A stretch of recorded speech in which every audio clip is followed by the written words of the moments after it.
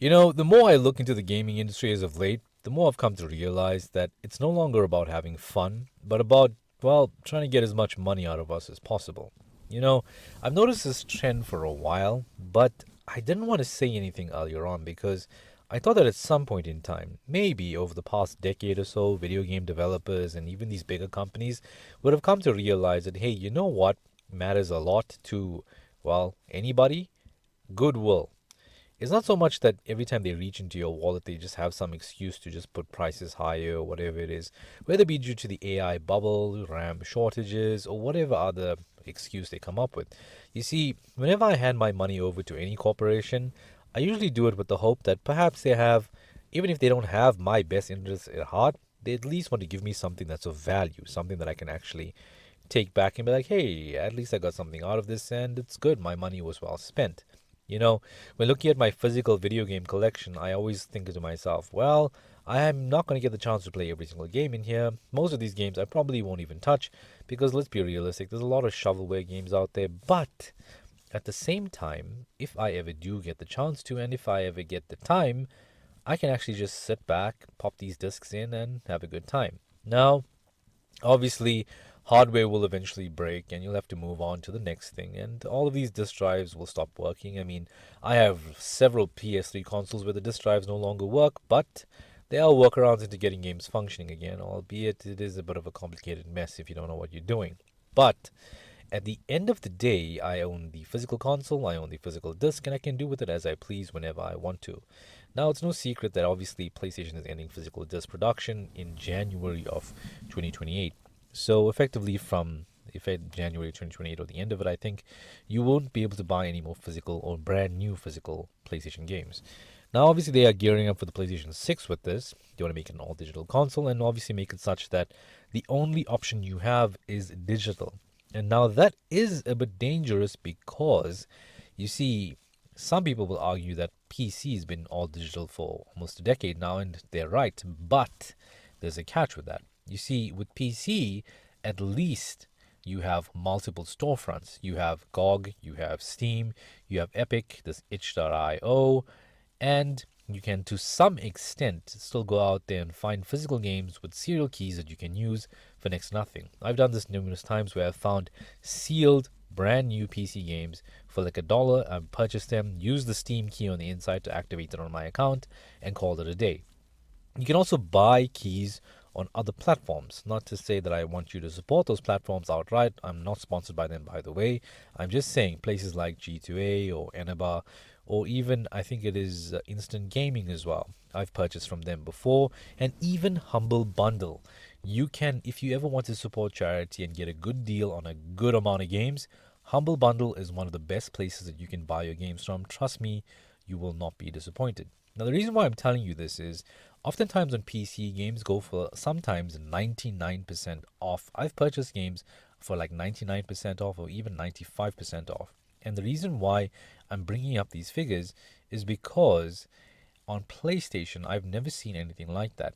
In fact, I think PlayStation has one of the most egregious pricing out there as far as their digital storefront goes. I remember when I worked in retail back in 2009, video games at launch had a certain price tag, which was, well, $60 at the time. When I went into the PlayStation 3 store recently, I was trying to look at like Call of Duty Modern Warfare and stuff like that. And the thing that surprised me was I didn't really look at the pricing of it, but some of the games that I did see on the PlayStation Store, well, that was before it shut down earlier in 2026. I'm not too sure when it does shut down now, exactly the date and things. But when I looked at it like earlier in January and stuff, I remember the pricing being the same as it was back in 2009 on day one when it launched physically. The reason why that is alarming for me is PlayStation seems to have this trend with all of their games, and I think Horizon Forbidden West is the exception, whereby whenever it goes on sale, it's not a very big sale, and when it does return back to its price, it's the same price at launch, irrespective of how far behind the game is actually ahead of launch or whatever it is, whether it be 5 years, 10 years, or whatever. It seems that this whole thing that Sony is pushing is that look, you either buy it at the discount, which is not going to be much, or alternatively, you pay full price for the game. And ultimately, yes, they will be making a hell of a lot of profit if that's how they sell it and if you are locked into their ecosystem. But on PC, like I've mentioned, it is an open ecosystem as much as you have variable hardware.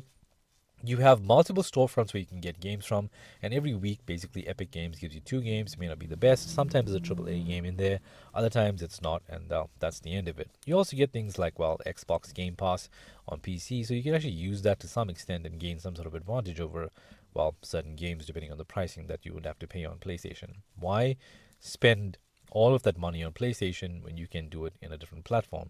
Not just any platform, one that is open, free, and allows you access to your video games in whatever, well, whichever storefront you want to access them from. The other beautiful part about it is with GOG, you can actually create your own backup games. So it's a lot that goes into it.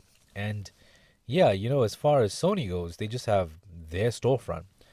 So as far as competition goes, they're not really competing with anybody. If there's all digital and they're the only ones who are selling you the games, effectively that's a bad deal for you because, well, they're holding all of the cards. You've purchased this hardware and now you need to decide, do you take a loss and sell this and build a PC, of which is becoming increasingly expensive and very difficult to actually get into due to the AI bubble? Or alternatively, do you stay on this and get fleeced out of the pocket for all of these digital games? Now, that was actually the introduction to this video, by the way. So we're now getting on to the main parts of the video, and that being, aside from being only digital in the future, the other issue we have with Sony is dynamic pricing. So apparently this is something that they've been testing out earlier in 2026. And how it works is simply that if you're willing to spend a certain amount of money on a certain game, then they know you're a big spender, you're less likely to get discounts apparently. Whereas if you're the type who only purchases on discounts, then they're more likely to give you a better price on certain games. Now, it's not really going to work, in my opinion, with everybody, because like I said, what in case you just have like a kid who's always just like purchasing, who's got like maybe his parents' credit card or whatever it is, and he purchases everything day one? Does it mean he'll never ever qualify for a discount? Or how does it work? Does it analyze that eventually, look, this guy stopped purchasing, what can we do with that? How do we get this guy to actually spend money? Do we give him a better discount or whatever it is? And I believe how Sony was actually caught out with this was by one user who, when logged out of the PlayStation store or logged out of his PlayStation account, noticed one price. But when he logged in, the price changed. And that's when they started to realize the prices are not fixed. Now, my opinion about this is that it is a scumbag tactic. I believe that when you give a discount, it should be given to everybody at whatever discount that should be. Whatever it's 25%, that's how it should be across the board. Dynamic pricing shouldn't be a thing, because then effectively what you're saying is, based on whatever analytics they have, they effectively are fleecing you out of your pockets, because you may be unaware that this thing is actually cheaper elsewhere, or rather it should be cheaper, or it's cheaper for a friend, but it's more expensive for you because you were willing to spend that price previously in the past. I'm not too sure how the algorithm itself works, but if that is how it is fishing everybody out for their details and obviously finding out how much you're willing to spend, then yes, there is definitely an issue there. Now, all digital future. This is where it gets a bit alarming. You see, this is an article from Push Squared, but apparently it was posted like 2 hours ago at this point in time. PSN down for 6 hours plus. PS Store still being repaired. This is where it becomes more and more dangerous. You see, the thing is, in an all digital future, your store has to be bulletproof. You have to have one of the best platforms for people to be loyal to you, and also you're going to have a system that is so stable that things like this don't happen. Now, out of everybody, out of all of the virtual storefronts, PlayStation Network has probably the highest record for going down. I think this is not the first time, rather it's not the second time, it's probably like the third time that they've gone down, or something has happened to the PlayStation Network, whereby I believe on the first occasion it was down back in like 2011, 2012, 2013, around there. And then eventually everybody's credentials were stolen apparently. I'm just pulling things out of memory over here. And now it's down again. These are the guys who are pushing for an all digital future when they can't actually provide you with the service before it even gets to that load. I want you to understand that right now, not everybody is purchasing digitally. A large portion of people are still purchasing physically. I'm from South Africa, and almost everybody that I know buys their games physically. The only thing they buy digitally are things that don't exist in a physical format, whether it be DLC or costumes or season passes, or maybe they're on a free to play game or digital only game, which I'm pretty sure is the case for a large number of people out there in the world. Now, with the PSN being down, what's to say that if I wanted to log in finally after several weeks, I can't get access to my own games, but if I had a disc, I could do it. That's where the alarming part about this comes in. They can't maintain the service that is meant to provide you with the ability to play your games and download your games and purchase your games. It is not only embarrassing, but it also is a bleak outlook on the future of Sony. You see, personally, reliability is something that I always look at. I once had my Steam account stolen from me. I contacted them and they said it takes up to 24 hours to get my account back. But my account was back on the same day. I called them in the morning. By the afternoon, I got a reply within like 3 hours, and that was it. I got my account back, and I was done from there.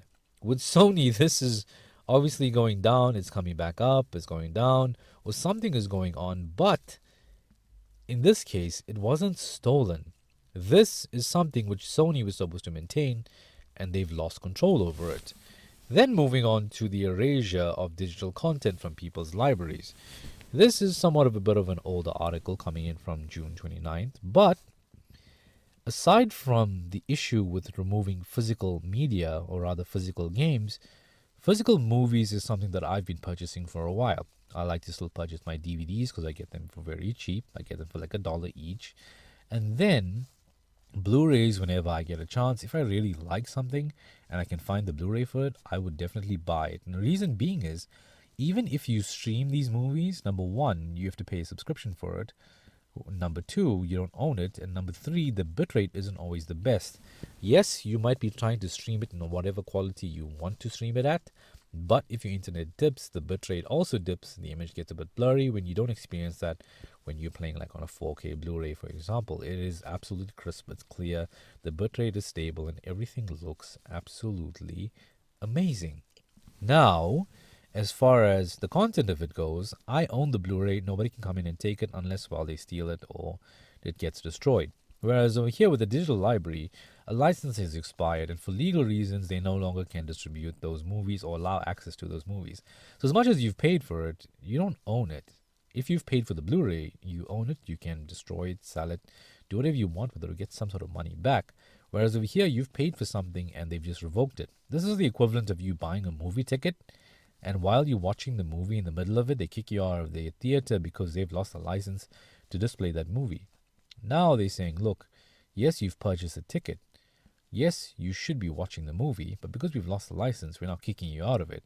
Whereas if you've purchased the actual DVD, you get to do whatever you want with it. So that's something for, I think, just some food for thought over there. Go back to buying physical movies if you can. Now, moving further.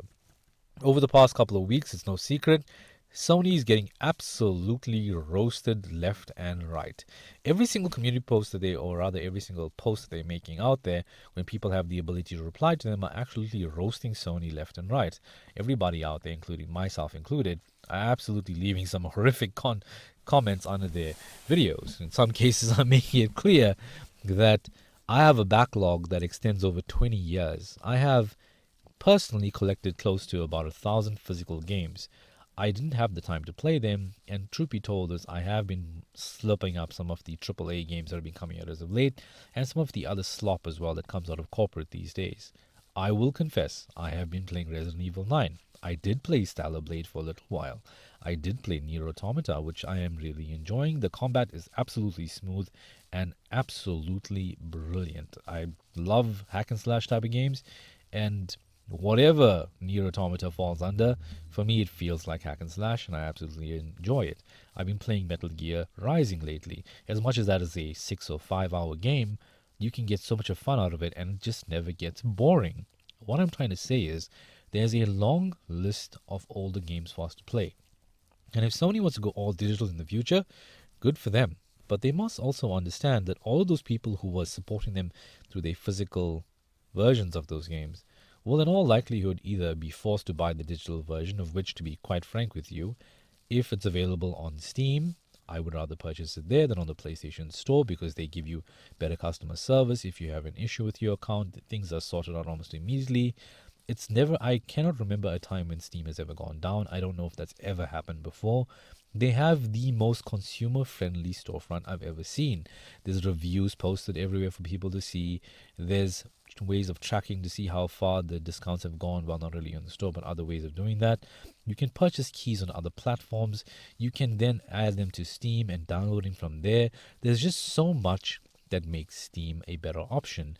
It is more customer focused, whereas Sony is more corporate focused. And well, given that the CEO has been selling off his shares, the only time you do that is if you expect the shares to dip or if the shares have reached a point whereby you're going to make enough money so that when you leave the company and everything turns to hell, you've got yourself somewhat of a golden parachute. Now, apparently, he sold off a significant portion of his shares.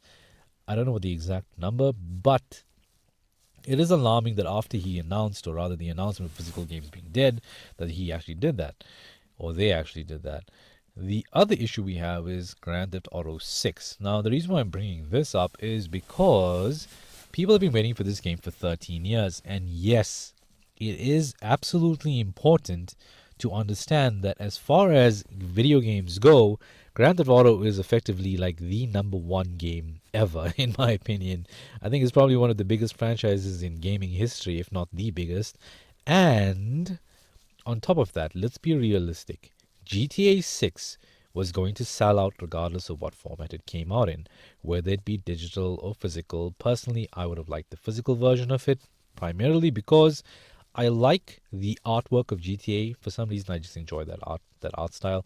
I like the fact that they haven't really changed it all that much over the past couple of years, and to some extent, it's just gotten more detailed. Characters look a bit better, but I love the art style first of all. So, like looking at the disc and things, I'm that type of guy who likes to look at the manual and the map, and I'm just that type of person. I think I came from that era where you would crack open a new game, you get that freshly printed smell of the booklet inside of it, you'd look at the map in excitement on the way home, and you'd get home and you'd wait for that game to install, or you'd wait for the game to boot up, and while it's all getting itself going, you'd be basically reading through the manual like a maniac, back to forward, upside down, left to right, whatever it is.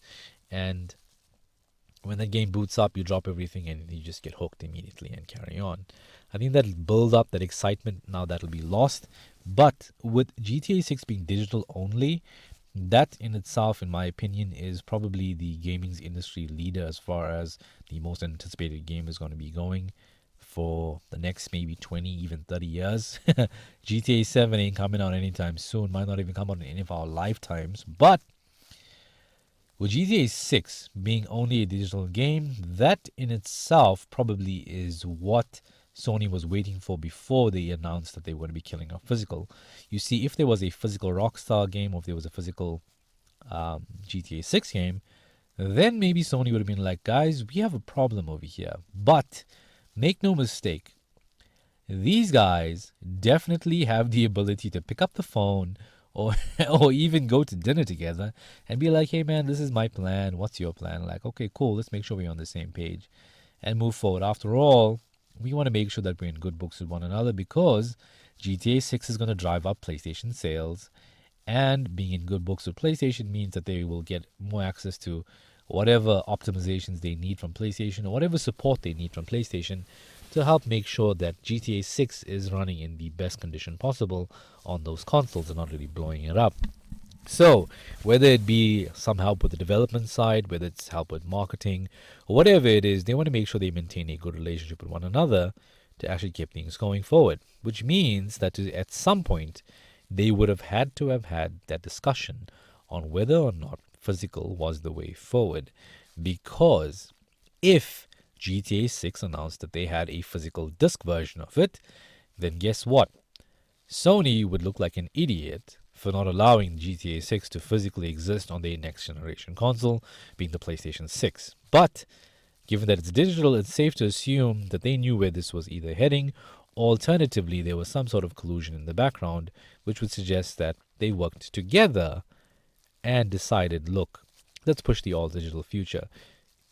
You gotta understand, with Rockstar, if they didn't want to discount GTA 6, they don't have to. It'll still sell. People will still save their money, Kids will do whatever they can to get their hands on it. They'll still trouble their parents for it. And if that meant that you would have to pay $100 every single time for the next 10 years, Rockstar would be able to get away with it. Think about it for a second. Would you, if you were given a PlayStation, sell that PlayStation and get a PC, which probably won't perform the same, and get GTA 6 on the PC when it releases eventually? Or B, would you just keep that console, purchase GTA 6 for $100 so you can get the full experience, and then call it a day? Realistically speaking, the majority of people are going to do that. I know those of us who are on PC already have hopefully, have a PC that'll play the game at 720p at this stage, but be that as it may, given the price of hardware, is a lot to go into this type of ecosystem to decide whether or not it is even viable or even worth it. Because if your GPU that you need to run GTA 6 at the same resolution or at 4K costs 5 times as much as a PlayStation 6, it just makes more sense financially to purchase a PlayStation 6 in order to play the game, or even purchase a PS5 to play GTA 6. And that's where our problem comes in. Console was always supposed to be the cheaper alternative. And it also supposed to be the alternative when it came down to, owning your video games, or rather having physical versions of your video games. With PC, that died a long time ago. And unfortunately, now that we've reached this stage, given the uncertainty of the stores, the instability of the store of PSN going down, the security not being up to scratch, and all of the practices by Sony with dynamic pricing, the nature of actually having games at full price, irrespective of how long they've been out for, or rather just bad customer service all around as far as refunds go. Once you've apparently downloaded the game or you've added it to your account, or once you purchased it, I think you can't really refund the game. So if it's got some issues or whatever it is, unless they issue you with a callback, there's not really much you can do about it. But at this stage, we've got to make a decision, and you've got to make a decision very quickly. Do you invest in what is probably the most expensive piece of hardware that's going to be your PC, or do you buy what might be the cheaper alternative, being the PlayStation 6, and live in that ecosystem whereby, yes, they'll hook you with the hardware, but software-wise, you're going to lose out left and right. I mean, I paid less than $2 for Dragon Ball Xenoverse 2 a week ago. It was like 95% off. And when looking at it, I don't think you'd ever see a discount like that on the PlayStation Store. I mean, I purchased Need for Speed Heat for around $4, or even less than $4, like $3 and some change. I highly doubt you'd ever see that on the PlayStation Store.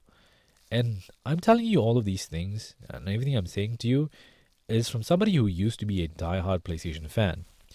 From the year like 1998, when I first touched the PlayStation, right up until like 2016, I was a hardcore PlayStation fan. I would be that guy, but like, you need to get a PlayStation. You have to get a PlayStation. It's the best thing you can do as far as playing video games go. Until eventually, from 2016 onwards, or the end of 2016, I started to notice some strange things going on with Sony. And, Steam became a much more viable platform for me when I finally actually took the dive and went on in like 2019. I remember my first game that I purchased was Mortal Kombat 11 when it got released, or a few months after it got released.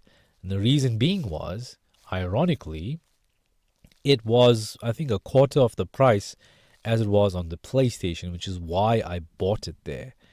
So that alone will tell you, if I had the option of PlayStation and PC, given the pricing way as far back as 2019, I found games were significantly cheaper, even like with Dead or Alive 6.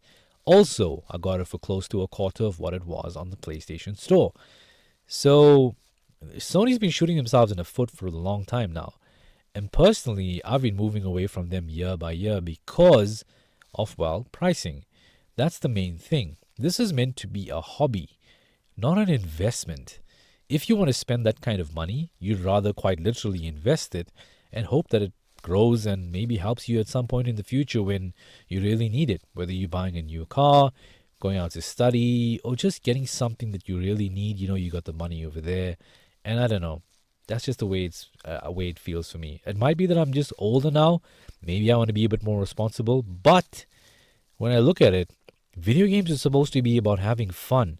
It wasn't supposed to be an uphill battle where we are fighting the company who's supposed to be providing us with either the service or the product to actually have a good time whenever we have a free slot here or there.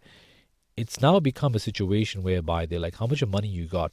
All right, not enough. Get some more, come back, and then we can talk. Otherwise, no fun for you. And the way I look at it, Sony, unless they get the act together and they become a somehow better option than all of PC gaming and they become the best option for everything, they're not going to come out ahead of this. And all of that investment that they got, well, it's going to fall apart because at the end of the day, whether you like it or not, yes, investors do bring in money into the firm. Yes, they do keep things going and they kind of they increase the value of the shares depending on how they trade them or whatever goes on with it and other announcements of the company, obviously. But at the end of the day, without us, without our wallets, without our money, without the customer, these companies would cease to exist. They'd have to shut their doors, and that would be the end of them. So, my opinion, Sony is not going to reverse the physical decision ever. The best thing you can do is fight for your digital ownership rights. Alternatively, fight to make them the best digital platform out there. To make them, well, one that is safer than the rest as far as security goes, one which is reliable so that they don't have PlayStation Network outages, and two, one that is actually cheaper and more consumer friendly. If they can do all of those things, then yeah, they can be number one. But given their track record and where they're at now, I highly doubt that. And this, in my opinion, may well be the end of the PlayStation as we know it. With that being said, guys, I'm out of this video. If you enjoyed it, leave a like. I'm so sorry I rambled on. There was a lot over here that was going on, and I think I let my feelings over the past 2 decades really come out on this topic. So with that being said, guys, I'm out of this video. Have a good one. You take care of yourself. Until then, goodbye.